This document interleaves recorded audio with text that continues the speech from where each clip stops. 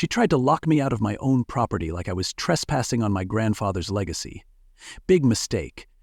What she couldn't know, was that I don't back down, and I definitely don't lose to a glorified HOA dictator with a designer clipboard. See, Deborah Whitaker thought the mountain cabin my granddad built with his bare hands was hers to gatekeep. She had no idea she was dealing with Carter Reed, third-generation concrete contractor and full-time BS repellent. I didn't just own that cabin, I owned the road she drove in on. And the moment she slapped a violation notice on my window like it was a parking ticket, I knew I wasn't just inheriting a cabin, I was inheriting a war. Drop a comment below, let us know where you're watching from.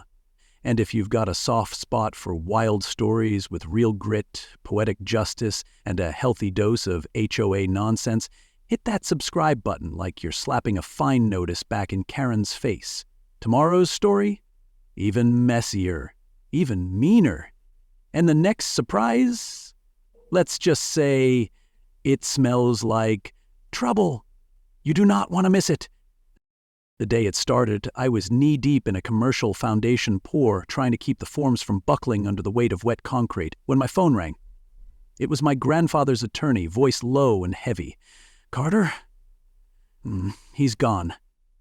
That hit me harder than rebar to the chest. Grandpa Harold wasn't just family, he was the blueprint. He taught me everything about concrete, character, and how to spot a liar faster than a crack footing. The will was straightforward, except for one line. "Remember, son, we own more than just the cabin. Check the 1956 boundary map." I figured it was just Grandpa being dramatic. He had a flair for mystery and always treated land surveys like treasure maps. At the time, I thought nothing of it. Turns out, that one sentence was the ticking time bomb under Deborah's entire little kingdom. Pulling up to the cabin a week later, I felt that old mix of sawdust and stubborn pride. The cabin looked just like we left it, the poured stone columns still standing firm, like Grandpa himself was holding the place up. I barely had time to enjoy the view when I spotted her. Late 50s, heels way too clean for a mountain road, snapping pictures of my cabin like she was auditioning for Snitch of the Year. I stepped out. "Can I help you?" She turned, smiled without her eyes. "I wasn't notified of any guests in our community." I laughed. "Name's Carter Reed. This is my grandfather's cabin. I own it now." That smile froze like wet concrete in winter. "Reed? Not on our HOA registry." I grinned. "That's 'cause this cabin's older than your entire HOA charter." Her lips twitched. "I'm Deborah Whitaker, Pine Valley HOA president.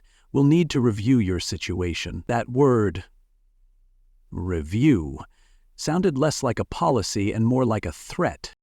3 days later, the notices started. My concrete driveway had unauthorized patches. The construction trailer I'd tucked behind the trees, visual nuisance. My truck, excessively commercial. Each find was neatly typed, signed with a flourish, and featured a little smiley face sticker like I was being graded by a kindergarten tyrant. That's when Clint Mercer showed up with a six-pack and it looked like someone offering bandages before a bar fight. "Welcome to the HOA Hunger Games," he said. "Deborah ran off the Martinez family last fall, and the Patels before them. And don't get me started on the Jacksons." Clint was the kind of neighbor who'd offer to help you dig a footing trench without asking. Good guy, eyes tired. "Watch your back," he warned. "Deborah's husband, Glenn, is a lawyer. Not a good one, but good enough to flood you with paperwork. Folks who challenge her end up selling fast and cheap." That night, I sat in the cabin flipping through Grandpa's old notebooks, remembering how he used to say, "Concrete is like truth, takes pressure, but it sets hard." I found a folder of survey receipts, one dated 2019 with a note, "Just in case." I found a wall map, faded but marked with red circles, property lines maybe, and a logbook bookmarked on a page dated 2 months before he passed. The entry read, "Deborah W. Getting bold again. Time to prep Carter. Lindsay can't stay buried forever." Lindsay? Who the hell was Your grandfather kept quiet for 10 years. You should too. I looked out the window. A black sedan rolled past, no plates, windows dark, and just like that I realized this wasn't just a fight over HOA fees. This was something deeper, something cracked beneath the surface, and I'd just stepped into it with boots full of wet concrete. Deborah didn't waste time. 3 days after I settled in, I got a certified letter, stamped like it came from the Queen herself. Road maintenance fee, $500, 0 cents a month, due immediately. No discussion, no vote, just, here's your toll, peasant. According to her, driving to my own property meant I was using HOA infrastructure, which is hilarious considering the road looked like it had been patched by raccoons with a YouTube degree. I've poured smoother concrete after a 3-day hangover. But it wasn't about pavement. It was about power, and she thought she could buy my silence with bureaucracy. Cute. I didn't argue. I didn't call. I opened Grandpa's old deed file. That line from his will. It finally clicked. Check the 1956 map. There it was, in ink, older than Deborah's last honest thought. A deed granting easement to Valley residents, meaning they could use the road, but own it? Nah. Ownership stayed with the Reed family. That road was mine. Which meant her gate, her fees, her smug threats, they were built on my dirt. I laughed out loud, not because it was funny, because it was typical. Bullies love paperwork. They just pray you never read it. I copied everything and marked the property lines with a red Sharpie. Clint showed up that night with a bottle and bad news. She's done this before, he said. Moved boundary stakes an inch here, a foot there, always claims it's maintenance. You need to talk to Jim Dobbs, old surveyor. Still honest, still pissed. Then he paused. You checked the safe yet? I shook my head. He tapped the floor with his boot. Your granddad said if things ever got real nasty, you'd know. Clint didn't elaborate. He didn't have to. That tone said everything. This wasn't just about fees. It was about secrets. Next morning, I found the gate. 10 feet tall, welded steel. Fresh keypad. Sign read, Pine Valley HOA members only. Access by approval. Translation, Carter, go screw yourself. I backed up, parked on the public shoulder, and hiked the 2 miles in. Every step felt like I was walking back through time, back through my grandfather's warnings, back through every lie Deborah had told the neighborhood. When I finally reached the cabin, another notice greeted me like a dog on the porch. Violation, concrete dust on work vehicles. Concrete dust? On a construction truck? What's next? Fines for oxygen? The power was out. Temporarily suspended for inspection. Sure. I flipped open my flashlight and started searching the basement. My fingers found a panel behind the old breaker box. Steel plate, bolted tight. I pulled it open and there it was. A safe, set into the concrete. Custom poured. Grandpa didn't do anything halfway. The front had one line carved in rebar straight letters. For Carter. If they crossed the line, I opened it. Inside, a USB drive labeled March 2014. A letter, a property deed, and a plastic bag. Clear, sealed, and marked with a label that made my throat close. LMC evidence. That was the moment I knew. This wasn't about road fees. This wasn't about driveways or mailboxes or vehicle aesthetics. This was about someone trying to bury something. And Grandpa had poured the concrete right over the truth. Literally. I sat down hard. The letter was in Grandpa's handwriting. Son, if you're reading this, you've stirred up the hornet's nest. Good. I raised you right. What's inside this box proves everything. The surveyor has the maps. Clint knows why. Be careful who you trust, but trust Clint. He's been waiting, just like me. That bag, those letters, they weren't random. L.M. Lindsay Mercer. I'd seen that name before, in one of Clint's photos on the wall. She looked young, smiling, the kind of face people remember for being kind, not for disappearing. I knew then, whatever happened, it had Deborah's name on it, and I was standing on the edge of a story she'd tried to concrete over for a decade. I put the drive in my pocket, grabbed the papers, and sat in the dark cabin with the weight of something bigger than property lines. I wasn't just fighting an HOA now. I was holding the first piece of a cover-up. And judging by the way Deborah acted, the rest of it was buried right here in Pine Valley. And I was just getting started. If this story hit home, or if it reminded you of someone dealing with their own HOA nightmare, do them a favor. Send it their way. Sometimes a little concrete justice is exactly what they need. And hey, drop a comment below and let me know what you thought of this story. Because trust me, the next chapter, it only gets wilder. That night, I plugged in the USB drive like I was defusing a bomb because, honestly, it felt like one. The folder opened with a click, and there it was. March 2014. A grainy video file named cam_3_backyard. I hit play. The footage wasn't pretty. Nighttime, foggy, but clear enough. Headlights sweep across the road behind my grandfather's workshop. A figure walks across the edge. Small frame, ponytail, a duffel bag slung over one shoulder. Then bam, headlights jerk, tires squeal, the figure goes flying. The car never stops, not for a second, just keeps going like it ran over a squirrel, not a person. The camera catches the make and model. Lexus, black. Plates visible for a half second. The back windshield has a sticker, Pine Valley Gala 2014. And behind the wheel, even through the grainy footage, is a familiar frozen smile. D.B. Whitaker, HOA president by day, hit-and-run ghost by night. I stared at the screen for a long time, not because I couldn't believe it, but because it explained everything. The controlling, the gate, the fines, the need to push out anyone who got close. She wasn't just petty. She was scared. She was building a wall out of rules to hide a crime. My hands were shaking, not from rage, not yet, but from the weight of it. The footage ended, but the silence afterward felt louder than anything I'd heard in years. Then a knock came at the back door. Clint. Like he knew. He came in slow, didn't say much at first, just handed me a folder and sat across the table like we were about to play poker with someone's life. You watched it? I nodded.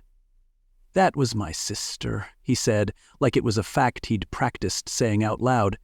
Lindsay, 22, nursing student, just finished a night shift. I didn't interrupt, didn't breathe. She was walking home, that road behind your property, the shortcut. Deborah left the gala drunk, speeding, hit her and ran. His voice cracked, but he didn't stop. Next morning, she reported the Lexus stolen. Cops found it a week later. Abandoned, no witnesses, no leads. Case went cold. He looked up. Except your grandfather saw the whole thing. Now the silence made sense. Harold Reed, the man who built everything solid in his life, chose to stay quiet. He was going to go to the police, Clint continued. But my mom, she begged him not to. Said she couldn't watch her daughter's death become a public circus, couldn't stomach the media tearing Lindsay apart, dragging every piece of her life across a courtroom like meat on a hook.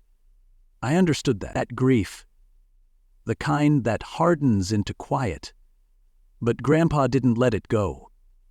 He archived it, preserved it, like concrete cure time. Quiet, slow, but permanent. Clint leaned forward, eyes locked. I moved here 2 years later, changed my name, kept it casual, Mr. Nice Neighbor. But I'm not just a guy with beer and good timing. I'm a licensed private investigator. Been watching Deborah for 10 years, documenting every lie, every forced-out family, every inch of land she's stolen through paperwork. He slid a second file across the table. The Jacksons were retired law enforcement. They asked questions. Boom. Fined into foreclosure. The Patels? Saw her Lexus the night of the accident. Gone. The Martinezes? Same road. Same whisper campaign. Same outcome. It wasn't a neighborhood anymore. It was a stage, and Deborah was scrubbing the cast list clean. He stood, walked to the window. She's scared of one thing, the truth. The moment people realize her empire is built on a lie, She's finished. I looked at the footage again, at the face of a dead girl who deserved more than silence. Then at Clint, whose whole life had become a waiting game. Then at the floor where Grandpa buried it all, knowing one day I'd have to be the one to tear it up. My fists clenched. "Give me 10 days, I said. Clint turned. "What are you going to do?" I smiled, but it wasn't friendly. "I'm going to build her something she'll never forget. On her own grave.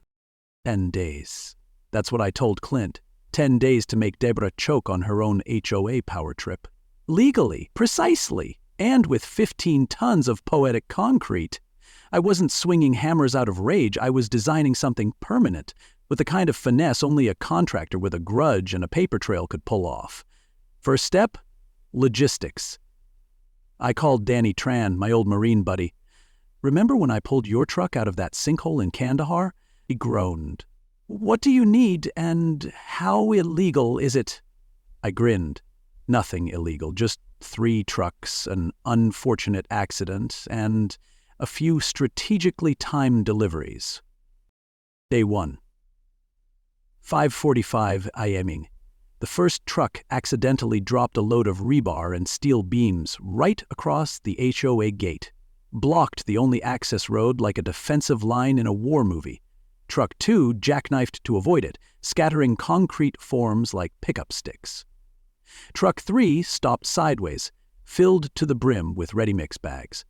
When Officer Martinez pulled up, I met him in my vest and hard hat, clipboard in hand. "We're gonna need full inspections. These beams can't be moved till they're cleared for integrity." He blinked. "How long?" I scratched my chin. "Could be a week, maybe 2. Can't rush structural safety." By noon, Deborah arrived in full battle gear, heels, blazer, and fury. Her Lexus stopped short at the chaos, and so did her composure. "You have to clear this!" she shouted. I calmly handed her a safety notice and pointed at the mess. "It's an active work zone, ma'am." Her screams got louder, her phone calls got wilder, but my plan was already poured. That night, while the HOA fumed behind their locked gate, my crew and I poured the first of 12 reinforced concrete planters, each one 8 feet wide, 4 feet tall, and filled with a botanical punch to the nose. Planter 1, female ginkgo trees. Elegant leaves, ancient lineage, and fruit that smells like vomit and gym socks soaked in motor oil. Planter 2, Bradford pears. Pretty to look at, but they bloom with the scent of dead fish and disappointment. And then came the corpse flowers. Titan arum, rare, majestic, and when they bloom, the air smells like something died and brought friends. We packed the planters with fish emulsion fertilizer for good measure. Each one bore a bronze plaque. Reed Construction, beautifying Pine Valley since 1956. My name, my land, my rules. By day 3, Pine Valley smelled like a seafood buffet on fire. No mail, no packages. Pizza delivery drivers turned around at the gate and left rubber. Residents walked out with scarves over their faces. Some tried to leave notes for the HOA board. Others just glared at Deborah from across the road. But the concrete, that wasn't going anywhere. I built it to code, to spec, and to drive her insane. And it worked. Then day 6 hit, and so did Channel 7. The reporter stood near the gate, holding his mic like a sword. "We're here in Pine Valley where justice apparently smells like rebar and rotting pears." The drone shot showed the full maze. Concrete barriers, stink bombs in full bloom, and Deborah storming around like a sitcom villain with nowhere to hide. "This is an attack!" she screamed at the camera. The anchor smiled. "Or, as the neighbors say, a long overdue renovation." I didn't invite Deborah. I summoned her. "Come to the cabin, alone. No makeup team, no HOA lawyer, no clipboard of bylaws, just you." She came limping down the path like the trail had finally met her ego. Hair frizzy, eyes hollow, heels scraped by the gravel and karma. This wasn't the queen of Pine Valley anymore. This was a woman walking straight into her own rerun. She stepped inside like she half expected a firing squad. Instead, I gave her a chair and a screen. I hit play on the video like a judge drops a gavel, her Lexus, 10 years younger, her voice laughing into the night. Then a flash. Lindsay Mercer's silhouette, the thud, the brakes. The moment Deborah decided her life was worth more than someone else's. No commentary, no music, just the raw footage from Grandpa Harold's old camcorder, grainy and unforgiving. Deborah shrunk into herself like someone unplugged her spine. "It was dark," she mumbled. "I thought it was a deer." I said nothing, just stared. Deer don't scream, Deborah. And deer don't die in nursing shoes. Right then, Clint walked in, calm, silent, steady, like he'd rehearsed this day every night for a decade. Deborah's eyes bulged. "You? You're Lindsay's brother." He didn't nod. He didn't smile. He just laid a folder on the table like it was the final nail. Financial records, falsified HOA citations, manipulated county maps. Clint spoke 6 words. 10 years. You ran. We watched. Deborah crumbled. "What do you want?" I leaned in like we were negotiating drywall, not destiny. "You have 2 options. Resign, confess, pay restitution, or I hand all of this to the FBI with a shiny bow." She cried. Not the dramatic kind, the real, ugly kind. "I have kids," she sobbed. Clint didn't blink. So did my mother. So did Lindsay's future. I pulled out a resignation form, pre-typed, pre-dated. All it needed was her signature and her dignity. She hesitated. For a second I saw her old fire flicker, but it burned out fast. She signed, shaking like the pen was 20 pounds heavier than her conscience. "I'll confess," she whispered. I didn't thank her. You don't thank someone for finally tripping over the truth they buried. The next night, Pine Valley's rec center was packed like free ribs were being handed out. Folding chairs creaked under the weight of popcorn, crossed arms, and 2 decades of HOA fatigue. Deborah took the podium. No podium flowers, no power stance, just her, a mic, and the sound of a kingdom falling. "I abused my role as HOA president," she said. Gasps. One woman clutched her pearls like this was a southern soap opera. "I filed false violations. I manipulated property lines. I harassed families into leaving. I misused HOA funds." One guy dropped his soda. Then came the drop. "And 10 years ago," she said, "I hit a pedestrian. Her name was Lindsay Mercer. She died, and I covered it up." You could have heard a pin drop on a pile of concrete. Her voice cracked, her hands trembled, but she kept going.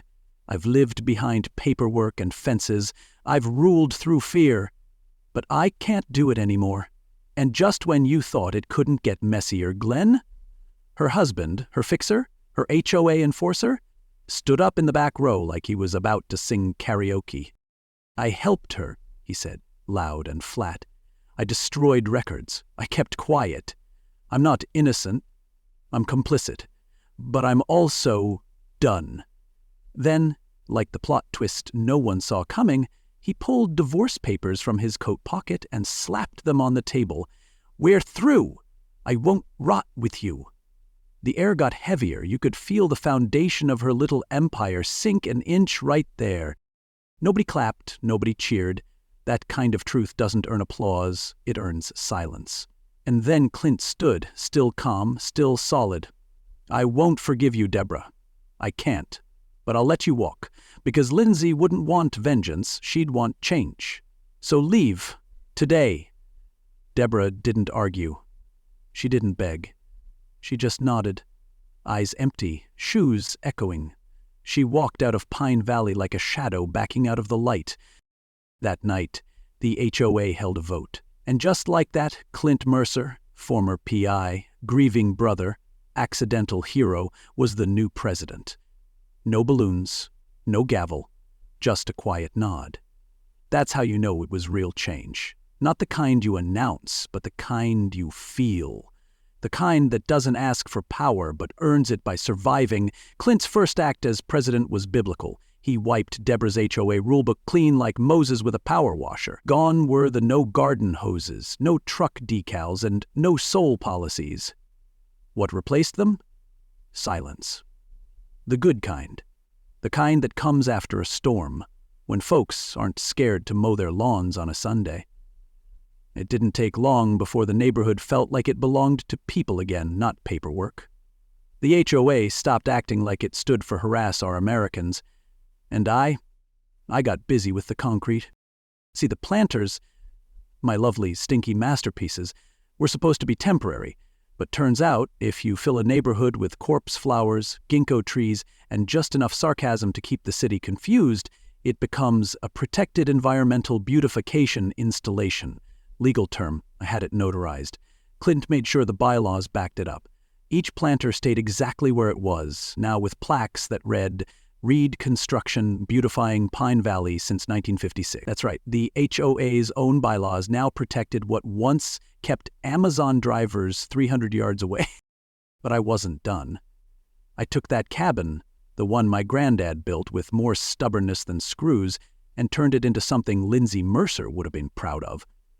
Took the upstairs loft and made it a classroom, reinforced the deck, turned the barn into a workshop. Then I put up a sign, Lindsay Mercer Youth Center, for builders of all kinds, local teens, most of them bored, brilliant, and dying to swing a hammer, showed up. We taught them plumbing, drywall, roofing, and how to read the fine print before signing anything. Because legacy's not just about what you leave, it's what you teach to stay. And just when I thought life might calm down, my buddy Danny sent me a video clip with a thumbnail of my concrete maze and the headline, HOA tries to steal land, contractor turns neighborhood into stink prison. I clicked, and there I was, sunburned and sarcastic, giving a speech next to a 10-foot planter full of rebar and rotten flower fertilizer. 120 million views. Comments like, "This is HOA concrete revenge is real," and my personal favorite, "Finally, a contractor using cement for something useful. We made t-shirts, sold out in a day." Then, one night, my phone buzzed. Unknown number. I almost didn't answer, but curiosity has better reception than common sense. A woman's voice came through, nervous but firm. "Hey, I saw your video. My HOA just fined me $2,000 0 cents for planting tomatoes. They say it's a zoning issue. Can you help?" I smiled. Slow, satisfied. "You got a flat driveway?" She hesitated.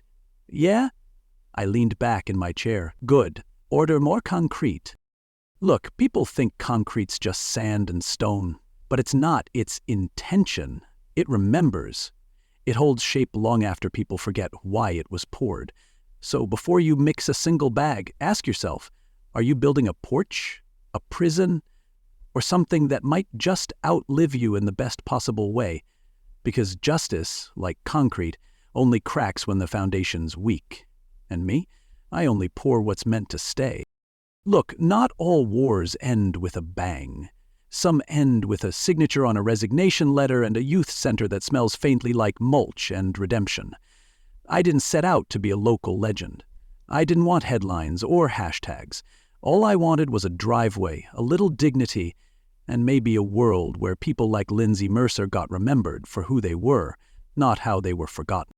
What started as a battle over an HOA fee became something bigger, a reminder that power built on fear will always crack.